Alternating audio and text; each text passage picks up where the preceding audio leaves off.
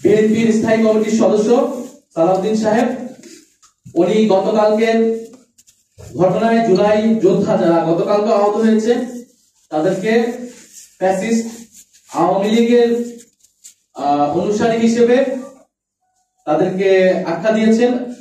আমরা তীব্র নিন্দা এবং প্রতিবাদ জানাচ্ছি, এবং হয়তো তিনি ভুলবশত, হয়তো তার কাছে তথ্য না থাকার কারণে তিনি এরকমটা বলেছেন। যেহেতু তিনি দীর্ঘদিন দেশে ছিলেন না, যেহেতু তিনি জুলাই অভ্যুত্থানের সময় দেশে ছিলেন না, রাজপথে ছিলেন না, সেহেতু হয়তো তিনি জানেন না যে কে রাজপথে ছিল,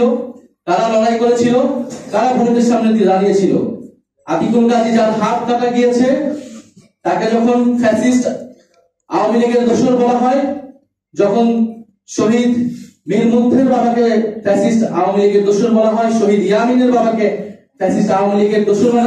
বলা হয়, তাদের যে কোনো দাবির জন্যই, দাবির প্রেক্ষিতে,